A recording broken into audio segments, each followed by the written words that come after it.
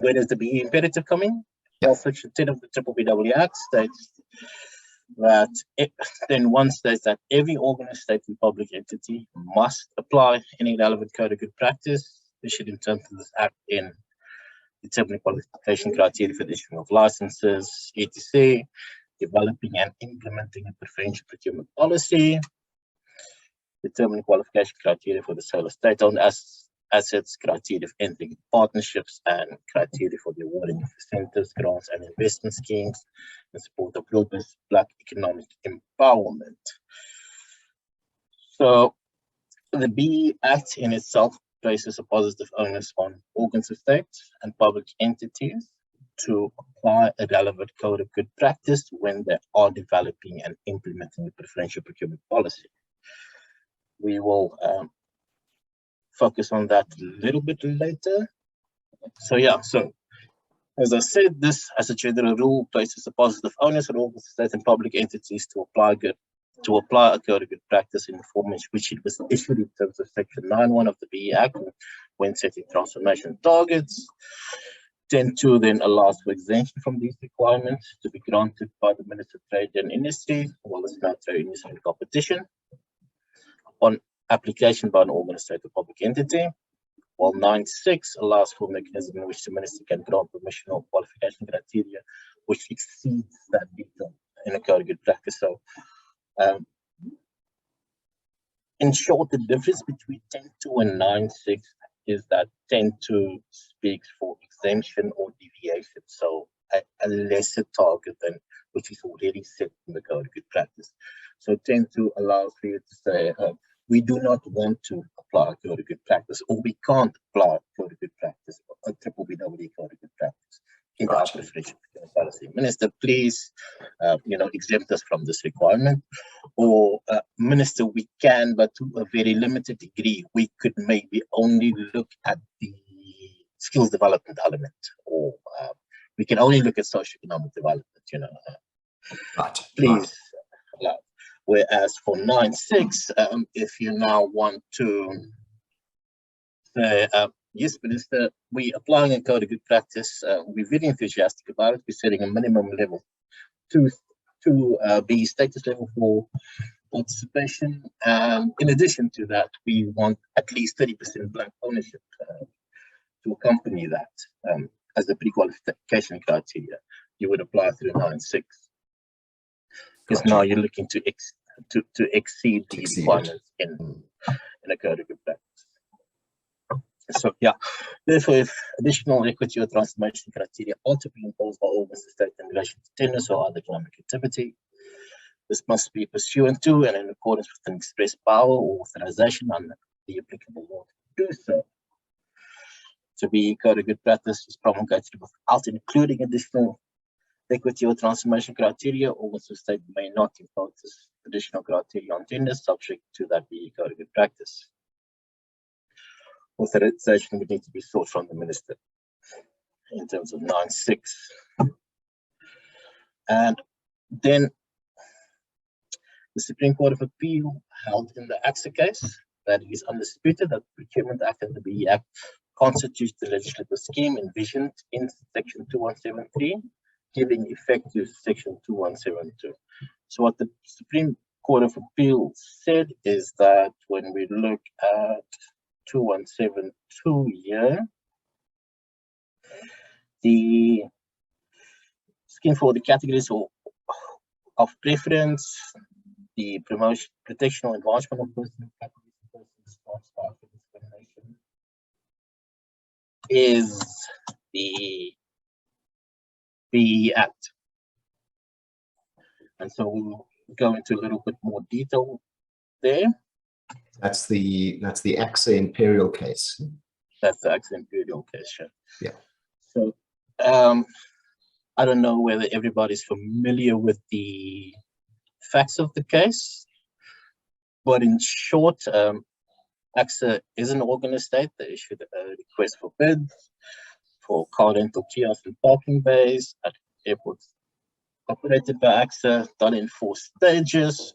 Stage 1 thereof included the pre-qualification criteria for bidders based on BBBEE requirements.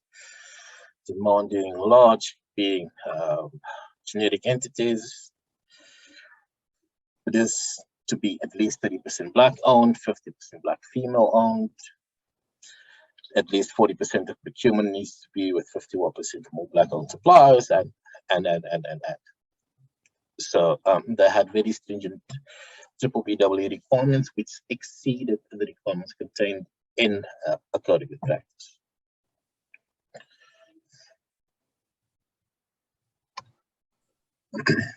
Yeah, they had they used a 50-50 as opposed to 80-20 or 90-10 as well, which was exactly an issue. Exactly. Yeah. Well, yeah, sure. They did. In stage 3, they had the 50 points set aside for bidders BBBEE scorecard, as opposed to the 90-10 and 80-20. Yeah. So Imperial Prussia High Court arguing that the pre-qualification criteria is unlawful and unreasonable and inconsistent with the Constitution and therefore invalid. Imperial especially raised the fact that it contravenes the BBBEE Act, Section 9, Regulation 9.6, as well as one thereof. The High Court found in favor of Imperial, and it confirmed the principle that organs of state, when exercising public power, must have a lawful basis to exercise that power. Therefore, if pre-qualification criteria are to be imposed by organs of state tenders, this must be pursuant to and in accordance with the express power or authorization under the applicable law to do so. Went on to say, if a BBBEE code of good practice is promulgated without including the pre-qualification criteria, organs of state may not impose it themselves, as authorization would need to be sought from the Minister of Trade, Industry and Competition in terms of 9.6 or 10 to the Act. ACSA took that finding on appeal, and the Supreme Court of Appeal then affirmed the High Court judgment. The important principles here is that an organ of state would be exercising public power, but they need to have a lawful basis to exercise that power. The important principle is that the court said that 2172, the scheme envisioned in 2172, is served by the BBBEE Act. So the organ of state and public entities, when they are drafting their procurement policies, and they get to the scheme as written by 2172, they must do so at the hands of the BBBEE Act, and thus a valid code of good practice issued in terms thereof. Importantly, the case which set aside the 27 regulations affirmed this principle. So in the minority judgment, and I quote from it, as discussed above, the Minister's motivation to promulgate the 27th procurement regulations emanates from Cabinet's decision that the public sector procurement system needed to be aligned with the objectives of the BBBEE Act. And then it goes on to quote ACSA, the Supreme Court of Appeal held in ACSA that it is undisputed that the Procurement Act and the BBBEE Act constitutes the legislative scheme envisioned in 2173, giving effect to 2172. Accordingly, the 2017 procurement regulations with the same objectives as the BBBEE Act are consistent with 2172 and the Procurement Act. Now, here is the minority judgment. Admittedly, but it was that portion was affirmed by the majority judgment.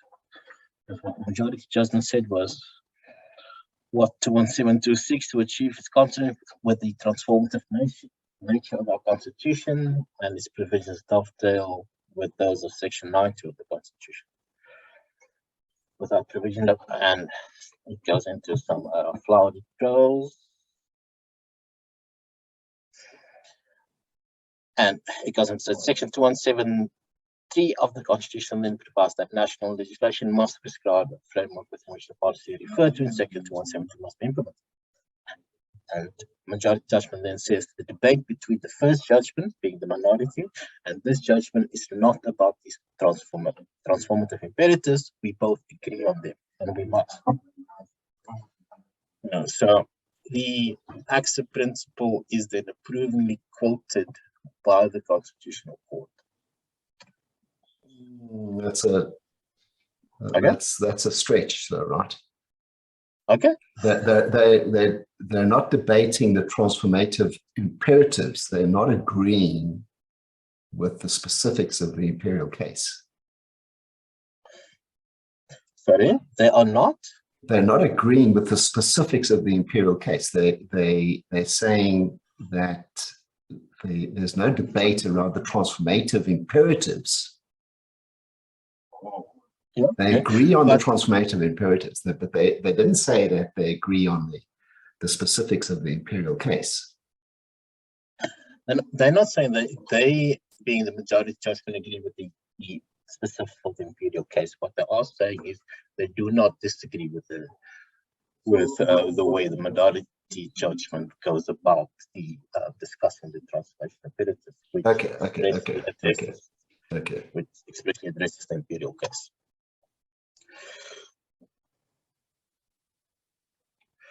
And then they go on to speak to what is necessary or expedient, which isn't applicable really to this conversation, but really to the validity or not of the regulations, the 27 regulations.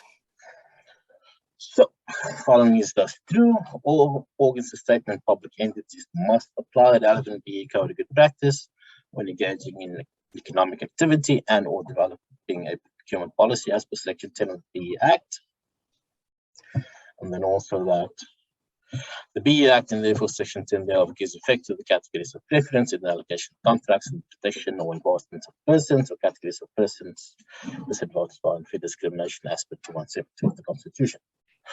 Excepting that it does fall to the organs of state to incorporate BBBEE to the 1910 and 1820 formula as per the BBBEE Act. A positive onus created by both Section 217 of the Constitution and Section 10 of the BBBEE Act. Let's pause on that one. Let's go back if we can, because this is significant what you're suggesting here.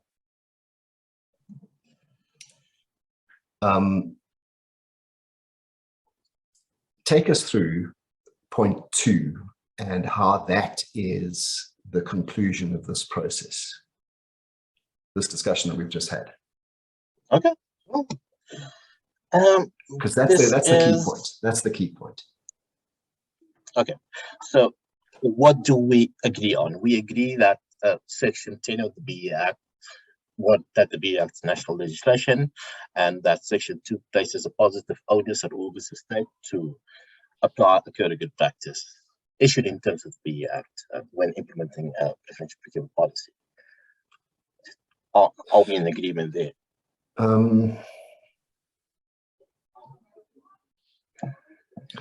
What it says is that the public entity must apply the relevant BBBEE code when developing a preferential procurement policy. Yeah. Right? It must apply it. The extent to which it must apply it, and whether you are saying now that the BBBEE Code of Good Practice is defining the categories of preference and the allocation of contracts, is that not a big stretch? Well, again, I quoted the ACSA judgment on that, or the imperial judgment on that, where it was the Supreme Court of Appeal which said that. Is it saying that the only categories of preference are as defined in the code of practice, the BBBEE Code of Practice? Sorry? Is it saying that it's only the categories of preference that are defined in the code of conduct that are the... It doesn't say only, but remember, going back to that judgment, every exercise needs to be lawful. exactly of an organization. Yeah, Public exactly. entity. Yeah. Right? So if you are arguing that there is other categories of preference outside of the BBBEE Act, which national legislation provides for, what is that? No, but it doesn't. I mean, where does it say it must be provided for by national legislation? It doesn't say that. I mean, that's why it doesn't say that the other factors of the other categories of preference must be defined by national legislation, does it? It says the framework. So if the framework doesn't have it, does it mean that other aspects cannot be included?